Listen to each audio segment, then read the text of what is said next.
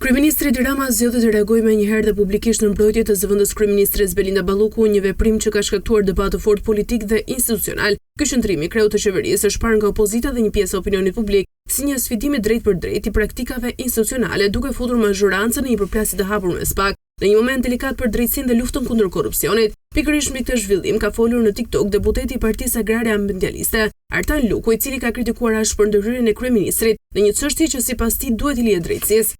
Atëherë, reagimi menjëhershëm i kryeministrit do thojë që nuk është një reagim i thjesht solidariteti, por është një sinjal i qartë politik. Në një sinjal i qartë politik në një luftë të hapur me SPAK, në një luftë hapur me ato që Partia Socialiste deri dje i ka mbështetur me një solidaritet jashtëzakonshëm. Ku hapta si duket që kemi të bëjmë me një sistem ku vendimarrja është kaq e centralizuar saqë mbrojtja e numrit 2 të qeverisë ka të bëjë me mbrojtjen e gjithë strukturës qeverisë së Partisë Socialiste. Luku theksoi se mbrojtja publike e një zyrtare të lartë para përfundimit të hetimeve dërgon një sinjal të gabuar për funksionimin e shtetit ligjor dhe krijon perceptimin se pushteti politik po tenton të ndikojë mbi organet e drejtësisë.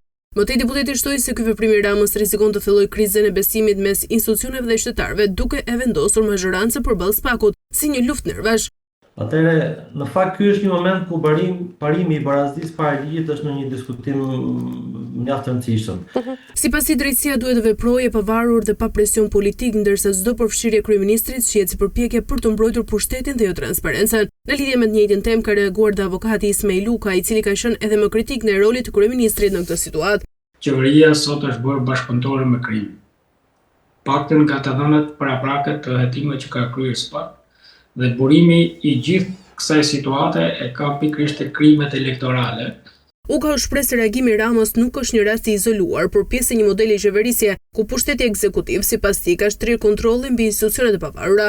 Avokati theksoi se kryeministri ka rrëmbyer institucionet, duke kthyer ato në vegla politike dhe duke cënuar rënd parimin e ndarjes së pushteteve. Po shkohet edhe më tej.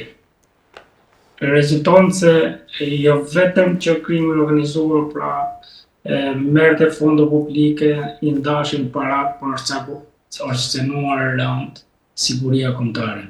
Si mundet një vend antar i NATO-s, sikurse është Shqipëria, të jetë në dorë e dytë të akuzuarve sot që ndodhen në Arati që disponojnë të dhënat më sensitive të shtetit shqiptar. Sipas Ukës, përplasja me SPAK përbën një precedent të rrezikshëm pasi dëmton drejt për drejt besimin te drejtësia dhe sinjalizon se zyrtarët e lartë mund të kenë mbrojtje politike pavarësisht hetimeve. Debati rreth mbrojtjes së Belinda Ballukut nga kryeministri Rama pritet të thellohet edhe më tej, ndërsa tensionet mes mazhorancës dhe SPAK po shndrohen në një nga përplasjet më të forta institucionale të kohëve të fundit.